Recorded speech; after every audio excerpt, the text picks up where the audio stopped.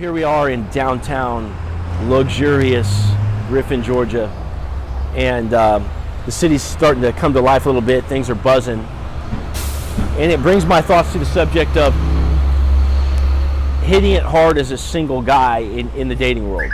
Okay, and the reason why I'm thinking this is because, you know, a lot of people in the men's groups that I belong to have said, hey, you know, this quarantine's fucked up my dating life. Like, I can't do shit until this quarantine's over. And that attitude is indicative of the guy that's scared to dive in. The guy that's scared to dive in. Now, probably most of you watching this video are one of these guys, and that's okay. And it's actually kind of fucking beautiful, because when you do dive in, you're way apart from everybody else. Because it's fucking scary to dive in. Okay, we'll talk about like what that means. But the point is, that mindset of I'll do it when is indicative of being scared to dive in fully. And that's the one thing that you have to do to have like real success as a guy when you're single, is dive in.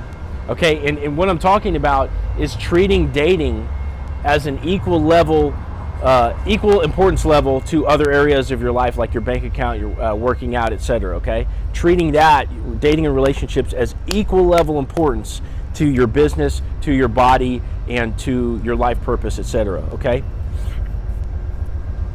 And so when you're scared to dive in, like with your business, you're scared to get your name out there, to go market, etc. When you're lifting weights, maybe your self-image is holding you back. It's like, oh shit, I'm not really the six-pack abs guy or whatever. And so until you change your self-image, you probably won't achieve that physique. I haven't achieved it, so I can't tell you much on that end. But it's the same thing here. You know, you have to fucking dive in. And so there's a lot of guys saying, I'll do it when. But it's funny, though, because there's other mindsets, right? There's a guy that I know by the name of Steve who's single, and he's hitting it hard right now. And he actually posits that the quarantine made it easier to have girls over to your house. The quarantine made it easier to have girls over to your house. You know why? Because women are human beings. They fucking get that all these shops are closed or have been closed, and that there's nowhere to go. But what are they going to do? Like, for 2 months straight, just put their lives on hold? Like, nobody wants to fucking do that, right? And for those of you that have, because the authorities told you to, where are you off? Are you any better off? No, you're just fucking 2 months stagnant, you know, into your dating life. And that shit matters. Like, if you're not out socializing, if you're not out practicing, that shit matters. Right now, I'm making this dating video, right? And I have been in a relationship for 9 months. If I go out to the club tonight with my buddy Steve, who's single, okay, like, who's going to have a better night? It's the guy that's in practice, okay? So for sitting around for fucking 2 months doesn't do you any good, okay? So now quarantine's lifted, you know, so some of this doesn't matter. But I want to illustrate this because my buddy said it's easier to have girls over to the house straight away, you know, than it is to just set up a normal date.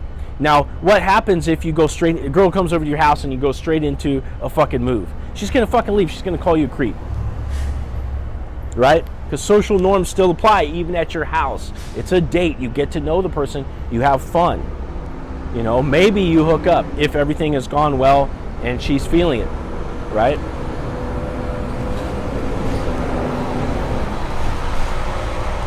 So it's been shown that you can still date, and in some cases even better, in the quarantine.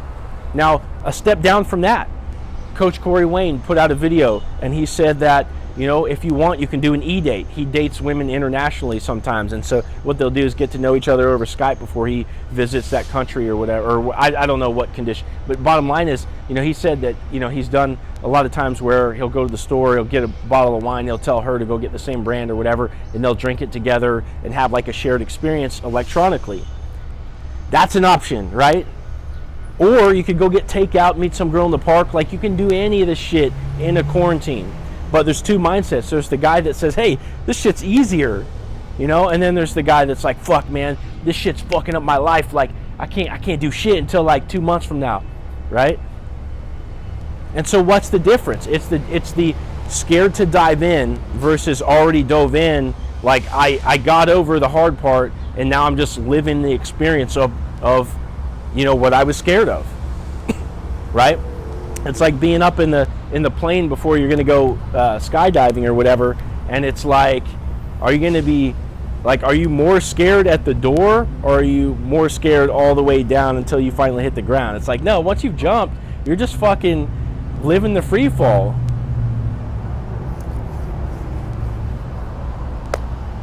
So in the forums today, this guy posted something about how he was having trouble. Like there was a girl that was sort of being emotionally manipulative with him, and he could kind of tell, or like I think from the rest of us in the group, we could kind of tell that she had the power, in the dynamic. And he was like, hey, what can I do to like to basically exhibit more strength with this one particular girl? And it's like, the answer to this is like, when you're focused on one girl in particular, you're doing what all the other guys do. You're trying to go after one girl, and because of the dynamics of the way society works, you're at a disadvantage as one guy going after one girl. And so the way shit works is that men are the approachers. We are going after what we want. We are the people called to fuck the world and get what we want out of the world, bring it to ourselves, and live out our life and our plans. And so a woman can have those aspirations too, and a woman can go out there and be an achiever and all that kind of stuff too. But in the relationship dynamic, if she chooses to be the dominant one, she will have a submissive, more feminine guy. And most women don't want that. So those women that choose to achieve in their personal lives, they then will submit to their man. The man, fucking train.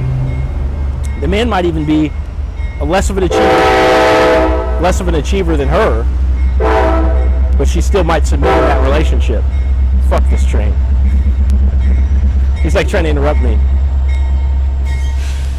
So that's how the dynamic works. So women are beautiful. Men can see them. So we approach women. Okay? And so what does that mean for the woman? That she is being approached. She wants the one guy just like you want the one girl. But she's inevitably talking to multiple guys just because they're talking to her. She's not doing anything wrong. She's not dating multiple guys or being a slut. She is able to weigh out the status and the indifference and the entitlement and the abundance of all these different guys, and just sort of choose who to respond to based upon who's exhibiting the most strength. So when you as a guy only talk to one girl, what you're doing is you're not playing the game the way it was designed to work. So women are playing this game. They're not trying to play games, but they're playing the fucking game whether they want to or not. So for you as a guy to just limit yourself and just be like, yeah, I'm just going to talk to the one girl, I'm going to go after the one girl, I feel weird doing anything else, you're fucking yourself. Because what happens is you over pursue that one girl, you show too much eagerness, and at the end of the day, Jesus Christ.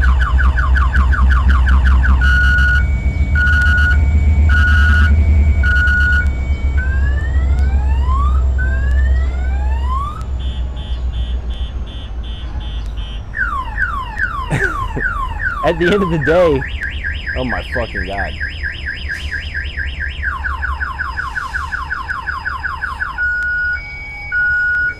So at the end of the day,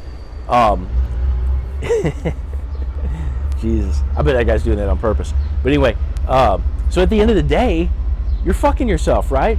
So when you over pursue a girl, she's going to be able to tell that you're not as high status as probably the next guy who's got other options because he's talking to multiple girls.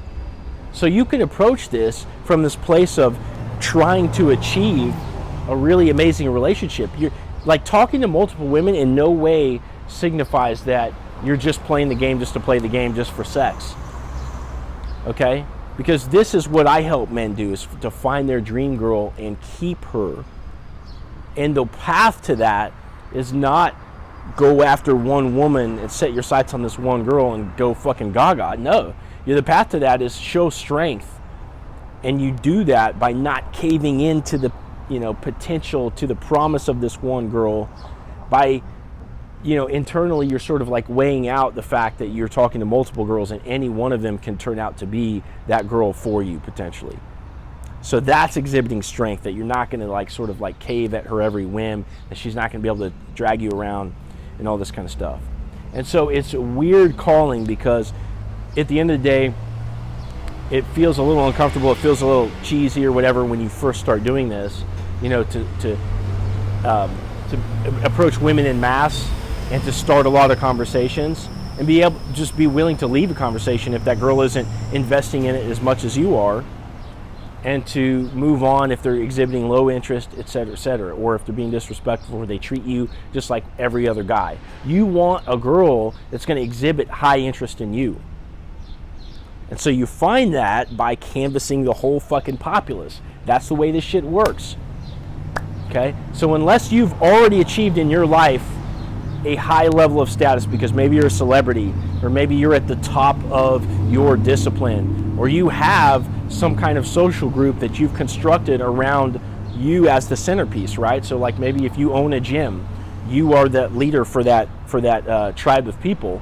And so in those cases, you've created enough status and you've shown enough value to those people where you can leverage that, because you're already the alpha male of that group. But if you haven't constructed that for yourself, the way to go about getting that same result, okay, is by hitting it hard and canvassing the population and seeing which girls ping off of your approach.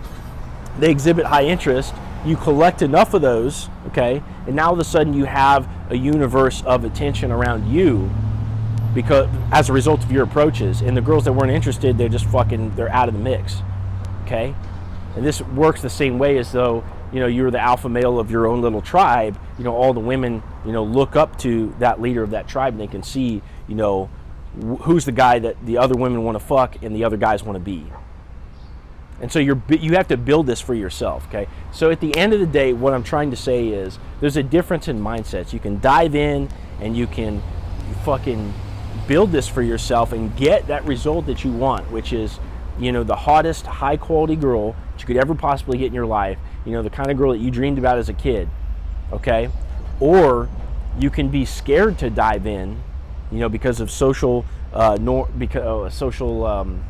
pressures and things that you were programmed with as you were a kid, and just sort of fear in general. And then you can sort of settle into the first halfway decent girl that happens to like you. But believe me, that girl will have shown some level of red flags compared to the other girls. And if you don't have a large pool of women to choose from, you'll never know the magnitude of relationship that you could possibly have as a result of talking to and dating a lot of women. It only comes, that really fucking high quality woman only comes as a result of being willing to sort of like not go with the first halfway decent thing that comes your way. So I think over a year and a half, as I was really hitting it hard, there was probably like 4 or 5 different things that came my way that I could have went with. And I'm so thankful that I didn't, because it's way better. Like, my relationship is the shit. And that's only a product of this. And I know this because I've done the settling thing in the past. I know what that feels like. I know what that produces. Okay? So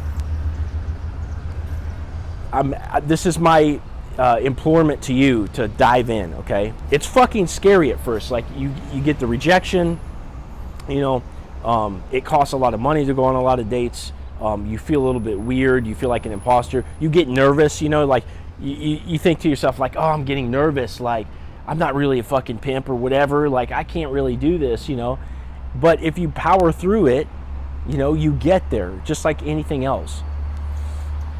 And then by the time you go on the next date, you've got the reference experience, from the last thing that, in your brain. So you're like, oh yeah, you know what? I'm used to being that guy that sits across the table from that really beautiful woman. Okay? So if you're having problems with girls, it's probably because you're just not talking to enough of them. That's what I'm trying to say. You're not going out enough. So quarantine's lifted. So let's fucking do this shit and start betting our lives And I want to see men end up with amazing women and then keep them for the long term. So let's work on that starting today.